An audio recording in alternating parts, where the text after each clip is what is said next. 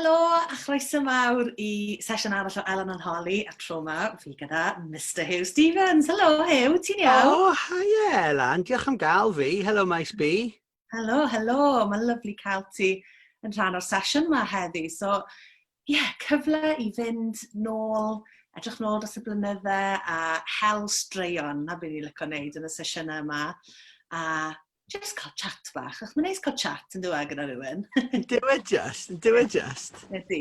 So wrth gwrs y cyflwynydd a'r DJ Hugh Stevens, croeso mawr. So nawn ni ddechrau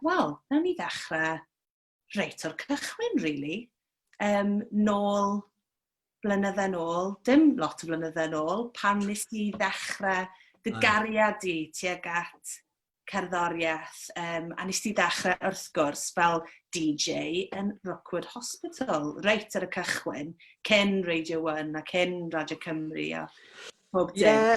Do na ti, do Rookwood Sound 9:45 AM, Radio Sbyty, a mae Radio Sbyty'n anhygoel, mae'n gymaint o beth gwych, yn enwedig i'r bobl sy'n gweithio yn y Radio Sbyty, fi'n meddwl. Fi'n siŵr bod y gwrandawyr yn joio fe fyd, ond mae'r bobl sy'n gweithio ac yn rhoi amser nhw I gynnal yr orsaf yn yr ysbytau, wastad yn cael profiadau da mas honno fe.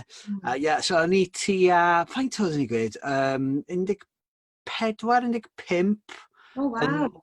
A beth oedd e? O'n i'n neud, nes I berswadio mam a dad I adael fi wneud y Duke of Edinburgh Award, a un o'r pethau o'n I gallu wneud oedd oedd rhaid I wneud, fynd I rywle I wirfoddoli, ac o'n I eisiau bod yn DJ, so nes I ofyn os o'n i'n cael gwirfoddoli mewn Radio Sbyty, a yn ffodus, wnaethon nhw gael slot I fi, so o'n i'n mynd I wirfoddoli bob di Mawrth, oedd rhaid chi roi y records vinyl mewn trefn, a oedd rhaid chi dystio, oedd rhaid chi hwfro, actually, edrych nôl, oedd e'n... Dad labour. Basically. A wedyn, yn ar y deg wedyn, blwyddyn wedyn, o'n nhw'n gweud, ei, ti'n cael rhaglen bob bore di Sadwrn? Ac oedd e'n brill, ti'n gwybod? A dyna gyd yw unrhyw beth yw just wneud rhywbeth ddigon nes bod chi'n hapus yn wneud e, chi'n dysgu tramser. So oedd bod ar yr awyr a just cael wneud rhaglen radio Sbyty yn lyflu. A wedyn tua 2, 3, 4, falle 5 mlynedd yn ôl, ges I fy wneud yn fath o... Be ges I fy wneud? Honorary rhywbeth o Rookwood Sound gyda Frank Hennessy, canwr a'r cyflwynydd. So mae Rookwood Sound dal I fynd, maen nhw'n Sbyty Llandochen nawr, a maen nhw dal, a chi'n gwrando nhw ar y we, a maen nhw dal yn gwneud gwaith da. A gwaith pwysig hefyd, wrth gwrs, I gadw moral y pobl sy'n sal fyny. So gwych, mae'n ffordd really da. Ti'n mwynhau'r cyfnod yna? Nes ti ddysgu lot yn Rookwood Sound? Do, nes I ddysgu popeth, really, am shwd mae cyflwyno radio a shwd oedd pethau'n gweithio fel y faders a microphone a cofio oedd fy chwaed Lowry yn gweithio I Radio Cymru a nath hi gael Jonesy I wneud jingles I fy rhaglen Radio Sbyty. Felly mae gennau jingles o Jonesy yn gweud pethau fel You're listening to Hugh Stevens, probably the best DJ in the world. A ni fel, ma hwnna'n brilliant, a ni'n 15.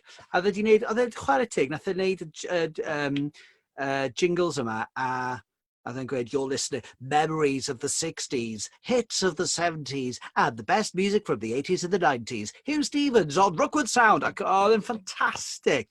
A mae dal da fi'n rhywle. Ac ni mor ddiolchgar, achos ni'n gallu troi lan a chwarae rhain drws nesa I Spice Girls, a Lighthouse Family, a Roxy Music. Ond be nes I Elan, nes I fynd, ar y pryd, o'n i'n Glan Taf yn Gaerdydd, ac o'n i'n un o'n fy hoff bethau I oedd mitio off ysgol a mynd I swyddfa recordiau angst. Ac ar y pryd oedd nhw uwchben Richer Sounds ar Cowbridge Road. Ac oedd Owain Rogers, Emyr Glyn Williams yn y swyddfa ffrynt, a wedyn oedd Alun Llwyd a Griff Jones yn y swyddfa cefn. A fyswn i'n mitio off maths neu chwaraeon fel arfer, a mynd I eistedd yna, a bydde y Gorkies yn dod mewn, neu bydde Griff a'r super furries yn dod mewn, neu bydde Melis neu Topper o gwmpas y lle, neu bydde Mark Roberts o Catatonia, jyst yn drop y mewn, a fos chi'n cael chat.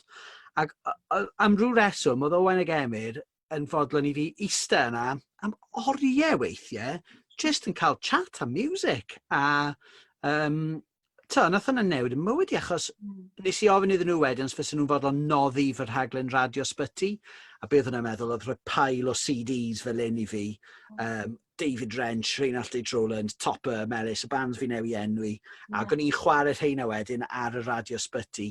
A ie, oedd yn mod neis yn nhw, ti'n gwybod, achos oedd hwn tua 95, oedd 96, 97, rhywbeth fel yna.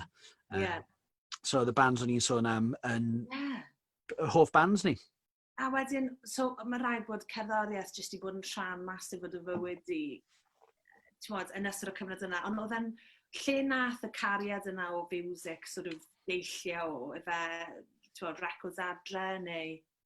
Ie, oedd na lot o records adre, records pobl fel Dafydd Iwan a Johnny Cash, a lot o records oedd mewn ieithoedd lleiafrifol, wrth gwrs, achos oedd dad yn ymddiddori mewn lot o ieithoedd lleiafrifol, lot o records Ffrangeg, lot o records gan lleisiau mawr fel Jacques Brel a Scott Walker, a lot o gasgliadau CDs diddorol yn hwyrach mlaen fyd. Felly, ond mae fy mam, Dynain, yn fan mawr o Johnny Cash, dal i fod yn dydi? Mae'n dal i bod yn falch Johnny Cash. A nath Cai, fy mab, dydd o blaen, mae da fi llun o Johnny Cash wrth y drws ffrant, a nath Cai dydd o blaen mynd, Johnny Cash! O'n i'n fel, yey, mae'n gallu gweud Johnny Cash!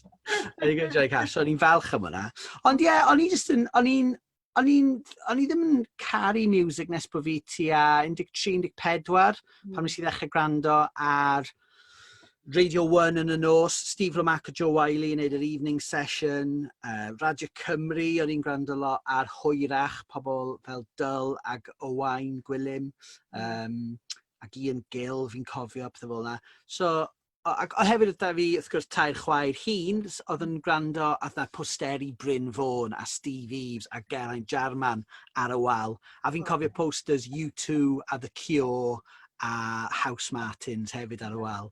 So, oedd music wastad yn ddiddorol, a wedyn nath radio gael fi mewn iddo fe. So, o'n i hanner eisiau bod yn DJ, hanner eisiau bod yn magician, yn cynsiriwr, a wedyn nath y music droi'n bopeth wedyn, a nes i fynd yn obsessed, ac oedd yr un pryd a tyfu lan, so o'n i 15-16, pan oedd bands o Gymru yn torri trwodd fel y Furries a Catatonia a Gorkies a'r Manics. So oedd e'n amser i amazing i fi.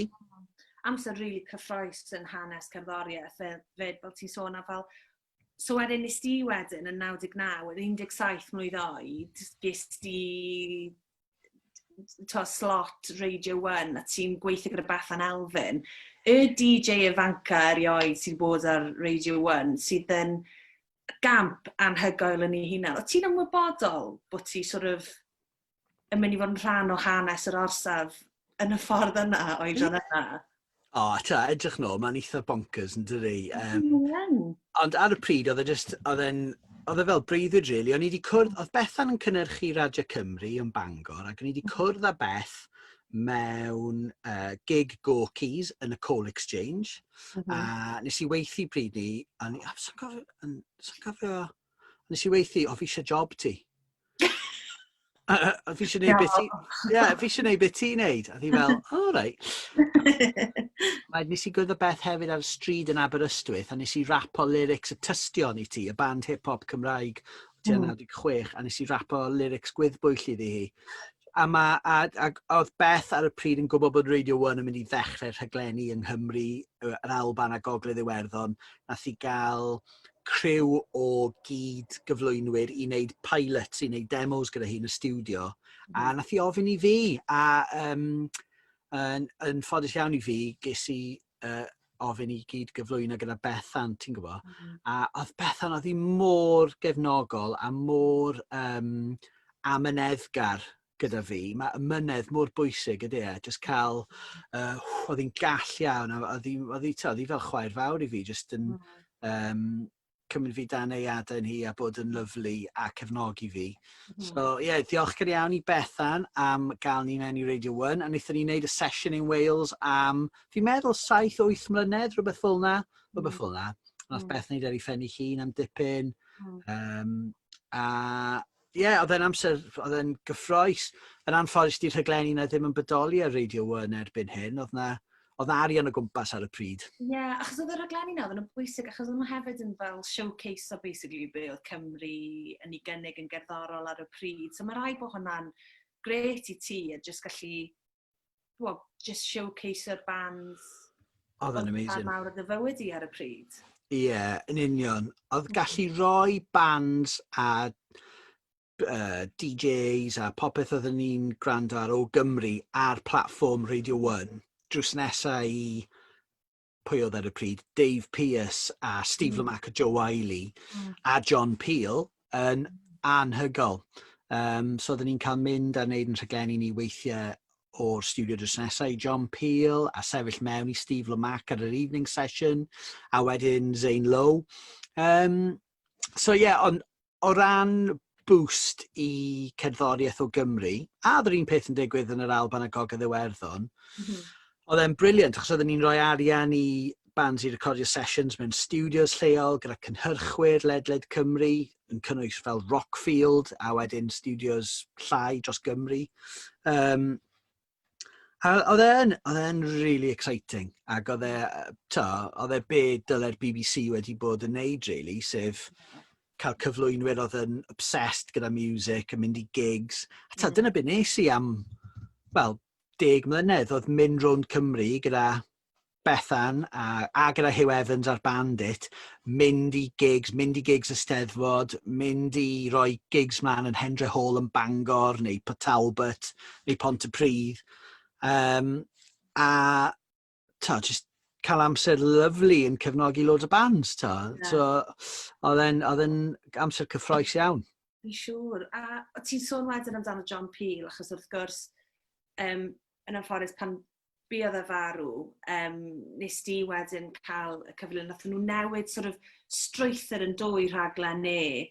Ife One Music oedden nhw'n galw lle oedd cael cyflwynwyr gwahanol i basically wneud be oedd i raglen neud, a ti oedd un o'r cyflwynwyr yna. Sut brofiad oedd hwnna? Achos oedd ti a John, oeddech chi'n ffrindiau, nag o'ch chi? Wel, nes i... sy'n gweud bod ni'n ffrindiau. Wnaethon ni gwrdd yn gilydd yn swyddfa Radio 1, a oedd Beth Elfyn a fi fel, oh my god, John Peel. A fi'n cofio tro cyntaf fi siarad dy fe, nes i ofyn iddo fe, a ni fel, reit, be fi'n mynd i ofyn, be fi'n mynd i weid wrth y legend yma. Gwybod bod e'n obsessed â datblygu, so nes i just chwarae fe'n saff a just mynd, I love datblygu as well, ac y popeth yn iawn wedyn.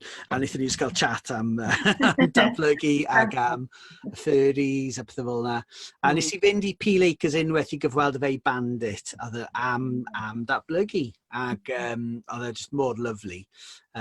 So ie, pam fi oedd e farw, fi'n cofio clywed pan oedd e farw, ac oedd e'n bnawn mor trist. A fi just cofio beichio crio yn y tŷ yn Riverside o'n i, a nes i roi Radio 1 man yn syth, achos ar Radio 1 oedd John Peel, ac o'n nhw'n chwarae'r Undertones, chwarae Teenage Kicks, ac oedd Colin Murray ar y radio yn y pnawn. Ac oedd e'n dor calonis i unrhyw fan music oedd di gwrando ar Peel o gwbl, os o'ch chi'n gwrando bob nos neu just weithiau'n gwrando, oedd e'n golygu gymaint o bobl. So, oedd hwnna'n drist iawn, ac o'n i'n lwcus iawn cael cwrdd â fe. Nes i fynd i parti penblwydd, dim parti penblwydd, parti dathlu bod wedi bod ar y radio am 40 o flynyddoedd unwaith. Ac oedd Nick Cave yn chwarae, a fi'n cofio gweud wrth John Peel, it's lovely that Nick Cave's playing, a fi'n cofio fe mynd, I don't really like his solo stuff. I preferred his earlier stuff. Right, okay. A fi'n cofio fel, wow, mae'n yeah. Ond oedd y rhaglen One Music, fel ti'n gweud, oedd ne oriau i lenwi ar Radio 1, so dyma fi, Ras Kwame a Rob de Bank yn dechrau rhaglen o'r enw One Music. A yn trio cario ysbryd be oedd John Peel yn ei olygu ymlaen oedd y bwriad, fi'n credu. Ond wrth gwrs, oedd e'n one-off, ti'n gwybod, so oedd dim modd gwneud hynny, really. Fi'n meddwl, os oes unrhyw le yn neud e nawr, Six Music sydd yn neud e fel o'r BBC, fel raddfa gorsaf gyfan.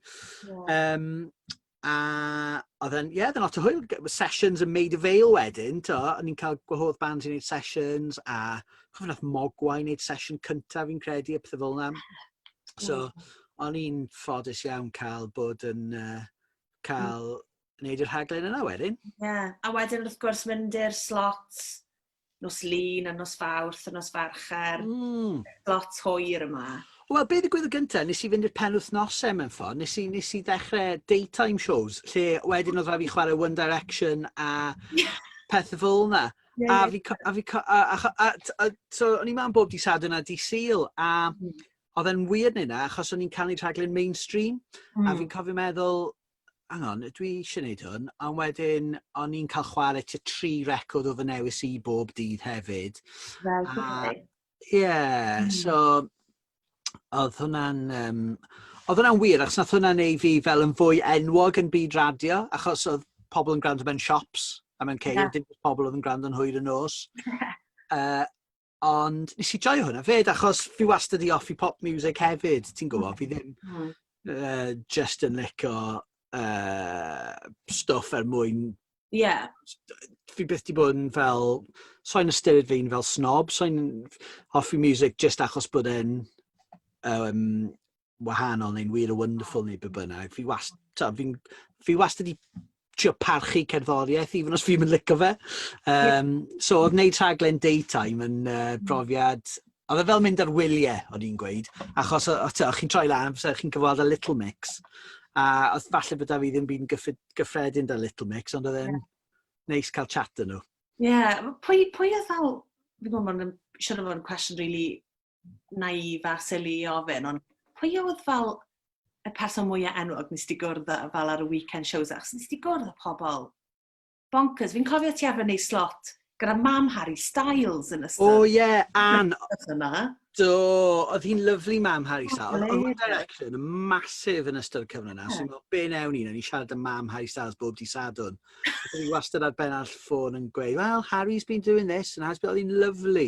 Wel, nes i gyfweld â Katy Perry, oedd hi'n enwog iawn ar y pryd, Dalen. A wedyn, hi siwr o fod, bydde'r person yn wac yn ei wedyn yn y cyfweld y Taylor Swift a Adele a pobl fel yna. Ac oedd yna'n lyflu.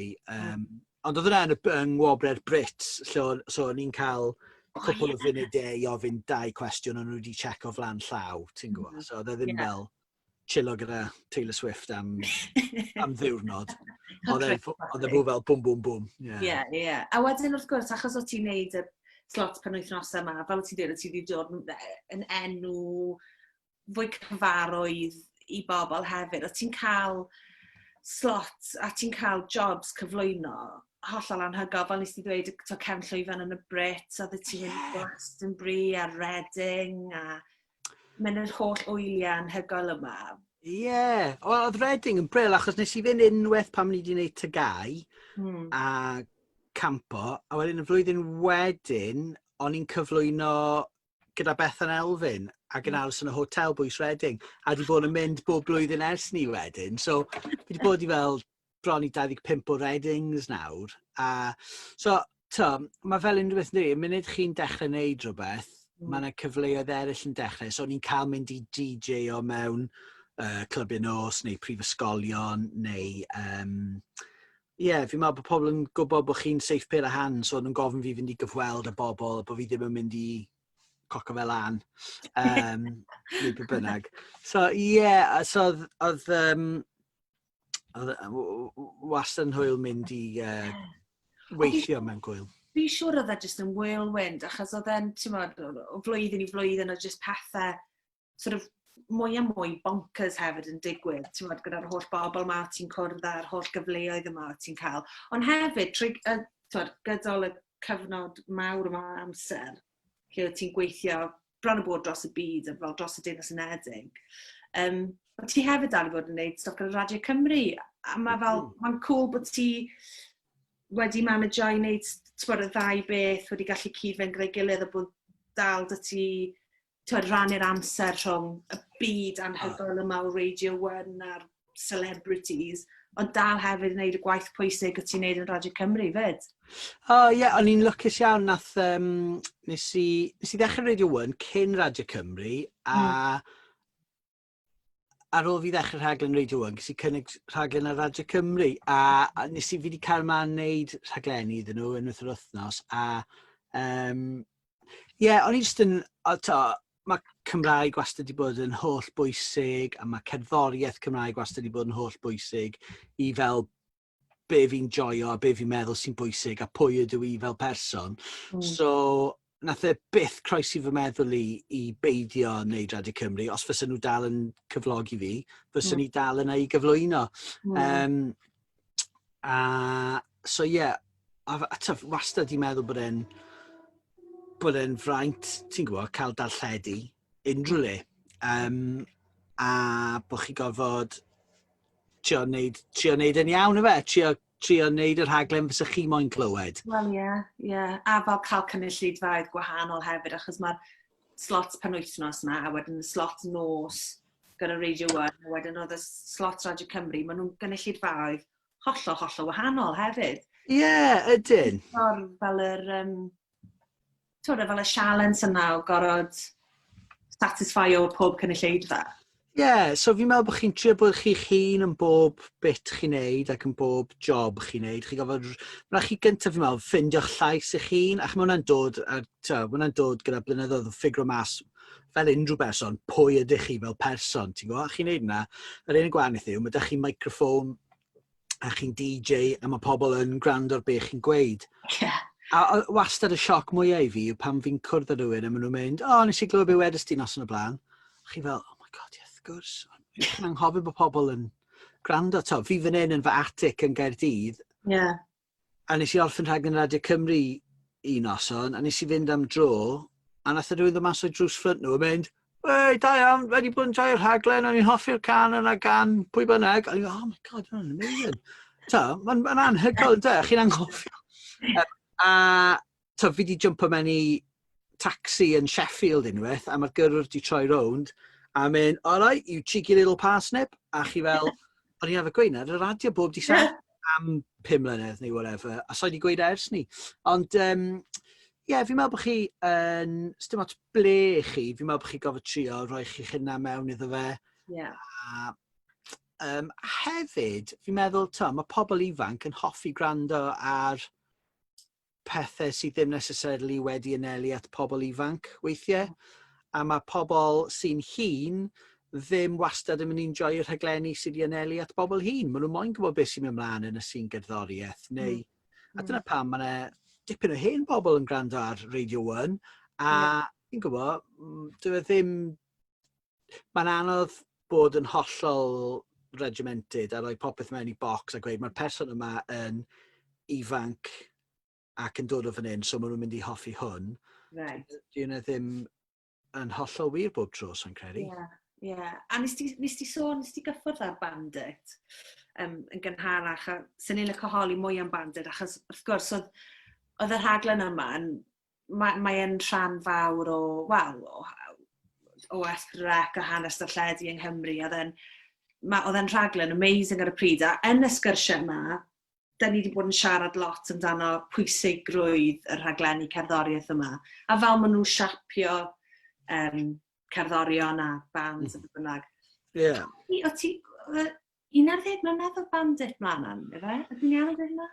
Digon posib, oedd yna fersiynau gwahanol falle ar S4C digidol fel oedd ar y pryd. A rhywbeth fel yna falle. A pa mor bwysig ti'n meddwl oedd yr rhaglen yma, wel i ti'n bersonol, ond hefyd achos ti'n sôn bod ti'n mynd o gwmpas y wlad ac yn siarad gyda cerddorion gwahanol, a bod nhw'r sesiynau yma. Pa mor bwysig ti'n meddwl yw raglenni fel bandit? Mae'n teimlo fel oes arall mewn ffordd nawr, yn enwedig achos Covid-19, jyst bod ni'n gallu mynd rownd Cymru, mynd i gigs, bydd yna loads o bobl yn mynd i fod yna ffilm o'r gigs, roi ar teli. Ond fi'n meddwl bod oedd angen, fi'n credu, rhaglen just am music, a oedd ein heb fod ers fideo 9 falle, so'n credu. Na, di'n am y wir, mae S4C wastad i roi. Oedd hi dots. Ie, oedd hi dots, ond oedd hwnna'n fel magazine hefyd, oedd e, fel chat show hefyd, yn ogystal â just music. Oedd hwnna fel y studio, stafell werdd neu'r stafell oren, fi'n credu oedd e. Ond yna wastad bits o bobs wedi dod. Ond oedd bandit, nath e bara am ages, achos hefyd oedden ni ddim yn cymryd yn hyn yn rhy serious, oedd Hugh Evans a fi yn Silly Billies, ac oedden ni'n joio bod yn Silly Billies gyda'n gilydd. O'n i'n caru gweithio gyda Hugh Evans, oedd e'n hilarious. A oedd y gerddoriaeth yn wych, ar unrhyw bennod fysa chi'n cael Texas Radio Band neu Kate LeBon neu pwy bynnag oedd man ar y pryd. Oedd yna loads o bethau da ymlaen, ac oedd rap Cymraeg o gwmpas a Tystion a Pepper Pew a pobl fel yna. A mae'n hanfodol yn dweud cael cefnogaeth gan y darlledwr i roi arian mewn i'r sîn, a wrth gwrs adlewyrchu'r sîn, ond chi'n adlewyrchu, ond chi'n annog e hefyd, a chi'n neud iddo fe dyfu drwy methu just adlewyrchu. Ti'n meddwl bod angen rhyw fath o raglen fel, achos fi'n gwybod bod oedd yna ar ôl bandit a the mewn i ochr un, a wedyn mae loop nawr, wrth gwrs, raglen really pwysig, ond wrth gwrs dyw e ddim yn digwydd yn aml iawn, a mae fe'n... Ti'n meddwl bod os angen rhaglen llawn fel bandit eto, lle mae fe'n just y cerddoriaeth? Falle. Fi'n meddwl oedd bandit o'i gyfnodau amser ac oedd e just wrth i bands MySpace a pethau tyfu, a fi'n cofio ni'n cael website i'r rhaglen am y tro cyntaf, yn big deal. So fi'n meddwl achos bod Loop a ochr un a stwff curadur mae Loop yn neud, a stwff ar Hansh yn mynd ar Hansh, mae'r ffordd mae pobl yn cymryd mewn cerddoriaeth wedi newid lot nawr. Chi'n mynd i gael can ar diwedd heno, neu chi'n mynd i weld band weithiau yn ymddangos o le. Ond fi'n meddwl bod cael un platform sydd just wedi rhoi ar gyfer cerddoriaeth yn holl bwysig. Ydy, mae'n holl bwysig. Yn ogystal â cyflwyno a wneud yr holl pethau yma hefyd, ti wedi gwneud llwyth o bethau eraill, a fel ti wedi dechrau gwyl dy hunan. Oedd booby trap hefyd yn rhan mawr o'n fywyd i. Ti eisiau sôn chydig am booby trap, achos efe label oedd e'n, dy fe? Na ti. Fi'n meddwl o'n i'n tua 18, a be nath y ddechrau fel oedd, ti'n pan chi'n gadael gig, a mae rhywun yn rhoi flyer i chi. Ti'n cofio gigs? Just about. God, love o gigs. Pan mae rhywun rhoi flyer i chi ac yn deud, mae'r gig yma'n digwydd tro nesaf, maen nhw fel arfer wrth y drws. Be oedd booby trap i ddechrau? Oedd bag o flyers, ac oedd e fel magazine bach yna fe, a pedwar. So oedd e fel fanzine bach wedi printo a'i blygu, a dyn oedd stickers, flyers a badges mewn bag, ac enw fedd booby trap yn y bag. A wnaethon ni wneud, sa'n gwybod, 2, 3, 4 o'r rheina. A wedyn nathon ni droi mewn i label. So oedd Kerry a Greg yn rhedeg label Big Noise, oedd yn rhyddhau Derero a Pink Assassin a pobl fel yna. A oedd Baz a fi, fy ffrind Baz a fi, yn byw da'n gilydd ar St Mary Street i'ch ben Pizza Express, a oedden ni'n meddwl beth am ddechrau Singles Club, achos oedd y Singles Club yn Rhydychen, yr enw Shifty Disco, oedd yn gwneud e'n barod, ac o'n nhw newid roi sengl Murray the Hump mas o Gymru. So ni'n meddwl, oh my god, dyna ni'n gwneud hyn. So basically, mae bob syniad fi wedi cael yn rip-off llwyr o rhywun arall sy'n gwneud e'n barod. Mae bob syniad da'n rip-off o. Mae bob syniad da'n. Yn union. So, wnaethon ni ddechrau Booby Trap, a oedd e'n Singles Club, a wnaethon ni roi albums mas gan Kentucky AFC, Cofi Bach Tew Shady, Ninja, nath Baz roi album Ninja mas, oedd yn amazing. A Ninja... Ninja sy'n chwarae'r benz rhwng Caerdydd. Do, mae da fe... hwnna? Ie, wel, mae hwnna, y broblem gyda stuff booby trap yw, dwi ddim lan ar Spotify y pethau fel yna ar hyn o bryd, ond, exclusive i ni, mae e'n mynd i fod o fewn y 6 mis nesaf, na weid. Nice, o, wel, hwnna newyddion da. Ie, o, album MC Mabon mas na hefyd, Low Cut a Sleifar, ie. So, ni'n mynd i trio rhoi popeth booby trap lan ar Spotify. A wnaethon ni wneud singles gyda McCluskey a Zabrinski a Pepper Pew, a JT Mouse, a loads o bobl fel yna. O, hwnna newyddion da. Efe trwy pist chi'n neud hwnna gyda fe? Ie, dyna'r bwriad, ie. Oh, exciting. O'n i'n gwybod bod Ninja gyda album, hwnna'n amazing. Ydy, a mae'n album really da, a nath e lawnsio fe trwy marcho lawr Queen Street, gyda placards, gweud album out now, fath o beth. Oh, that's old school then. Ie. So, mynd nôl i sort of BBC introducing am mynd i gwyliau a stwff, a y llwyfannau yma ti hefyd yn llwyddo i gyradu mewn, neu gallu introduce fel argymell band i chwarae mewn gwyliau a stwff. A ti hefyd yn cyradu wrth gwrs Latitude, llwyfan yn Latitude. Wyt ti'n mwynhau'r elfen yna o kind of... yr elfen o ti sy'n introducer'r pobl yma i'r gerddoriaeth yma a roi'r platform yna i nhw. Ti'n lyco hwnna? Ydw, ie, fi yn hoffi hwnna. Fi'n hoffi weithiau jyst cymryd risg o book o band, a falle bod fi heb weld nhw'n chwarae'n fyw bod fi'n hoffi un can a just book o nhw a gobeithio am y gorau. A weithiau hefyd, peidio, fel fi'n gweud, peidio cymryd eich chi'n rhy o ddifri, a peidio bod yn rhy precious am yr holl beth, achos sdim byd gwaith na person boring sy'n mynd i boro chi am unrhyw beth, heb sôn am gerddoriaeth. So gyda music, fi wastad i trio cael pethau'n hwyl, a fi wastad i trio, os oes rhywun yn gwneud rhywbeth silly neu doniol, fi'n meddwl bod hwnna yw annog. So fi wedi bod, eisiau yngwyliau i cricket wythnos diwetha, a fi wedi bod yn gwrando ers ni ar y gan Sawl X sydd yn rhiceth gan y dyniadon ynfyd hirfelyn Tesog. A mae hwnna ar Spotify, mae EP nhw'n Spotify. A mae'n hilarious. Fi'n meddwl bod angen mwy o hwnna. Ond, fi'n cofio un blwyddyn yn Latitude, oedd derwyddon Dr Gonzo yn dod i chwarae.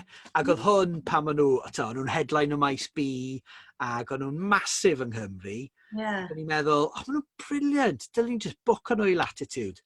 A dyma nhw'n troi lan, a fi'n cofio bod bach nervous cyn y gig, achos os chi o rwle, os chi'n nabod rhywun, neu os chi, oedd popeth yn mynd trwy'n mhen i fel, dwi jyst yn hoffi nhw os bod fi'n siarad Cymraeg, neu os bod fi wedi gweld nhw loads yn steddfod ac yn bandit neu beth bynnag. Ydyn nhw'n mynd i fynd lawr. Dyn ni yn ganol Suffolk, dyn ni eisiau fod yn un o'r gwyliau mwyaf Saesnig sydd yn bodoli. Sut mae'n mynd i fynd lawr? A eithon nhw lawr, siwr o fod y gorau diwrnod yna o bob band nes i bwco i Latitude. Just achos bod nhw mor fywiog a bod nhw mor gymaint o hwyl ar y llwyfan. Oedd e jyst yn wych ta, ac oedd e ganoedd o bobl oedd byth di clywed y Gymraeg yn cael ei ganu, siwr o fod, yn mynd yn nuts, ac oedd e mosh pit, a oedd ni fel, weird, maen nhw'n mynd ar bach yn rhydd af yn un, achos oedd pobl fel, plant bach 13 mlwydd oed, yn mynd, mami, they're amazing, ac yn y plan, i'n fel, mae'n bonkers. Fi'n hoffi siarad gyda Dewydd o'n Dr Gonzo i weld os maen nhw'n cofio'r gig.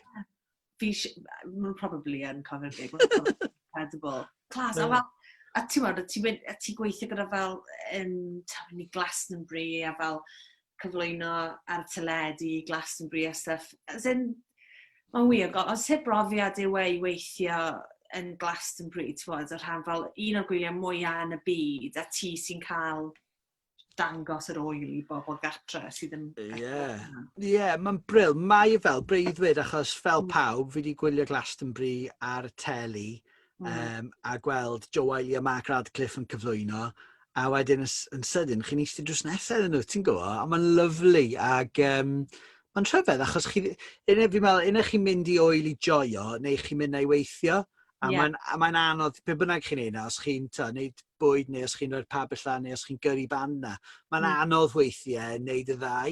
So, os chi'n mynd i weithio, chi'n mynd i weithio, so chi ddim yn aros mas trwy'r nos, unwaith nes i aros yn Glastonbury, tra bod fi'n gweithio yna, a fel cysgu ar y soffa yn fy welis. Oedd yn blwyddyn lle oedd y mwd lan ar fan hyn, ac oedd rhaid fi gysgu yn fy welis, fel, wedi paso mas ar y llawr, gefn llwyfan rhywle. Ond, so, mae'n lyflu, teimlo'n lwcus. A nes i joio Glastonbury leni, watch fe'r teli, am y tro cyntaf. Oedd e'n, fel, rhaid i'n meddwl bod nhw wedi gwneud job anhygoel o ran showcase o'r stuff dros y blynydda hefyd, yn really cool. Wyt ti wedi'n cael fel pinch me moment weithiau, lle ti, fel dros y blynydda, lle ti'n edrych yn ôl, a ti'n meddwl, oh my god, allai'n credu bod wedi gwneud hwnna? Wel, mae cael wneud job chi'n joio, heb trio swnio'n rhy precious am roll bydd, mae cael wneud job chi'n joio, cael eich talu am yn lwcus iawn, yn dweud, really lwcus ac yn fraint. So, fi'n teimlo'n lwcus bod fi wedi cael wneud popeth, really. Ond, I suppose cael y session in Wales, dechrau'r session in Wales gyda Bethan Elfyn oedd y peth. O'n i'n mynd i fynd i Fangor i astudio astudiaethau cyfryngau, ac o'n i wedi bod i'r gweld y cwrs, ac o'n i'n barod i symud yna, ac o'n i eisiau bod yn gynnyrchydd Radio Cymru. Dyna prif gôl fi mewn bywyd. So, oedd cael dechrau wneud popeth oedd yn dod gyda Radio 1 yn lyflu, really. A'r peth arall yw, I suppose, just cwrdd â musicians fi di, cwrdd â cerddorion fi di joio gwrando arnyn nhw, arwyr fel Beck a pobl fel yna, pobl sy'n siŵr beth yn cwrdd â. O'n i bai bod fi yn gweithio yn y diwydiant cerddoriaeth. Ond mae hwnna'n un, a oedd Gwyl Sŵn, fi'n chuff bod ni wedi dechrau Gwyl Sŵn a bod e dal i fodoli, a fi'n siŵr bydd e'n dal i fodoli am flynyddoedd i ddod, gobeithio. Eisiau sôn chydig bach am Sŵn, actually, achos mae'n i fynd i gwyliau a gweithio mewn gwyliau. Mae'n beth arall wedyn i actually cychwyn gwyl dy hunan. A nes ti gychwyn gyda John Rostron. Ond y cwestiwn mawr yw pam cychwyn un yng nghanol dinas a ddim mewn cae? Maen nhw fel arfer mewn ceiau a ti mewn mwd a ti'n gwersylla. So pam yn benodol oedd yn bwysig i ti bod ti'n cychwyn mewn dinas? Wel, oedden ni wedi cael lot o wyliau yng Nghymru mewn ceiau a o'n i wedi bod i wyliau tebyg mewn dinasoedd wedyn yn South by Southwest yn Austin, Texas, a is un yn Reykjavik yn Iceland, sef Airwaves, a meddwl mae Caerdydd, o'n i'n byw yn Gaerdydd, a mae Caerdydd y seis iawn i wneud i wyl fel un ddigwydd. So, fel ni'n gweud gyda, ddim yn syniad greiddiol, ond o'n i hefyd yn meddwl, mae'n fwy o rhain yn dechrau ym Mhryden, a os ni ddim yn dechrau fe'n Gaerdydd nawr, fydd rhywun arall yn, a fydd e ddim fel fi moyn e fod. So, o'n i moyn dechrau un oedd yn gyda bands iaith Gymraeg, ac oedd yn relevant i be oedd yn mynd mlaen, o ran promoters a venues a gigs a music oedd yn mynd mlaen. So, dyna pam wnaethon ni wneud dechrau Sŵn. Beth yn briliant amdano fe, fel bob gwrdd, oedd e newid dipyn bach, bob blwyddyn, fysa rhai pethau'n gweithio, fysa rhai pethau ddim, wnaethon ni golli loads o arian, wnaethon ni gael funding, di John a fi ddim yn rhedeg dim mwy, mae clwb i'r bach yn. So, mae e'n newid bob blwyddyn, a o'n i'n falch bod fi jyst yn falch bod e'n gallu cario ymlaen, really, gobeithio, a gobeithio fydd clwb a'r holl scene gigs yn dod dros be ni'n mynd trwy ar hyn y bryd, achos mae'n mynd 6 mis heb gigs yn un peth, a mae'n mynd possibly blwyddyn heb gigs. Wel, i fan cerddoriaeth mae'n horrible, ond i'r band ar oll diwydiant, mae'n devastating yn dweud. So, gobeithio fydd dechrau 2021 yn fwy positif. Wel ie, a fel fi byth yn mynd i ddweud na i fynd i rhywbeth beth eto fi'n credu. Ie, na, fi wedi bod yn meddwl lot am yr holl gigs nes i droi lawr mynd i dros y flwyddyn diwetha a mynd, silly Billy. Ond ie, ond fel ti'n gweud gyda sŵn, fi'n teimlo hefyd bod e'n oil, mae'n flexible iawn hefyd, yn y ffordd mae'n unigryw iawn i Gaerdydd, os fel ti'n gweud, mae Caerdydd, mae fe'n seis perffaith i allu sort of cerdded round y venues yma. Ie.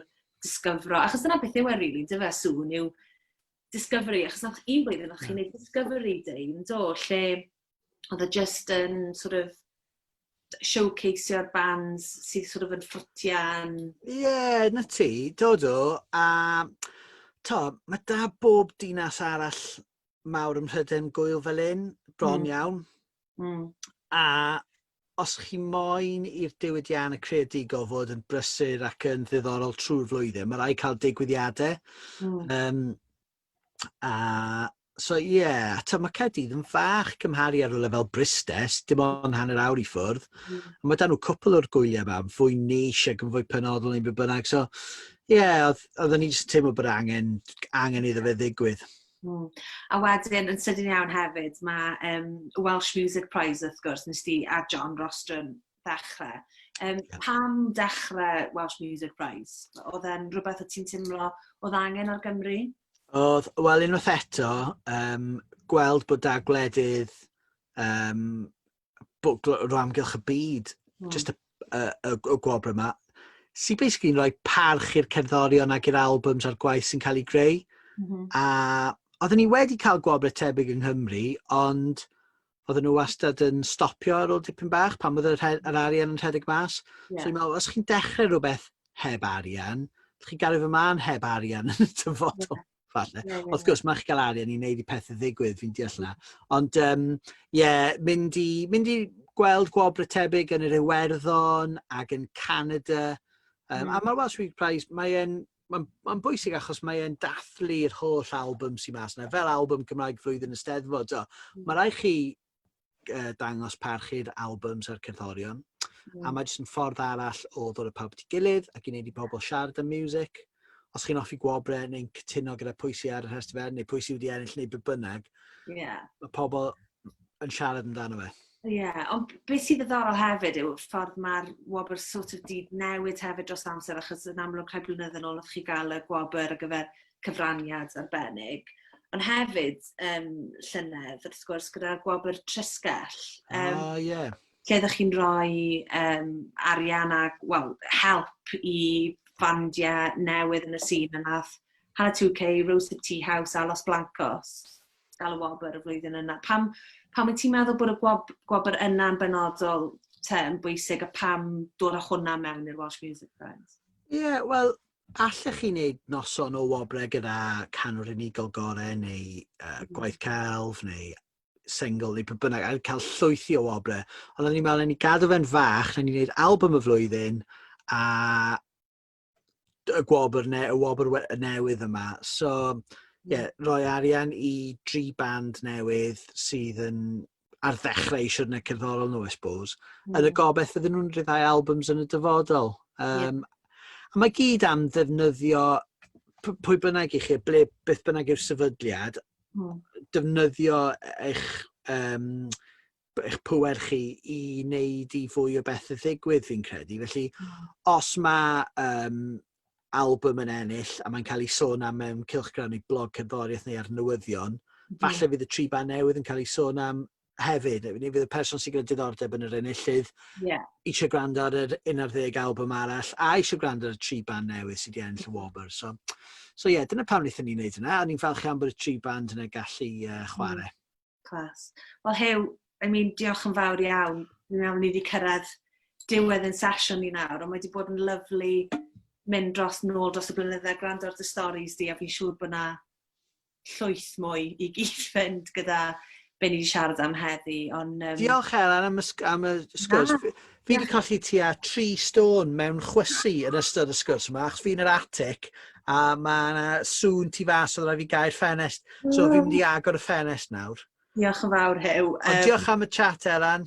Croeso, a joio'r gig cyntaf na unwaith ni allan o'r O, diolch. Pwy ti'n cyfweld â nesa fan hyn? Adwaith. O, briliant. Yeah, so, nai. Nath ennill Welsh Music Prize. So. Do. Be, tair aelod o adwaith? O, briliant, oce. Fi'n edrych mlaen i hwnna. Diolch am y sgwrs.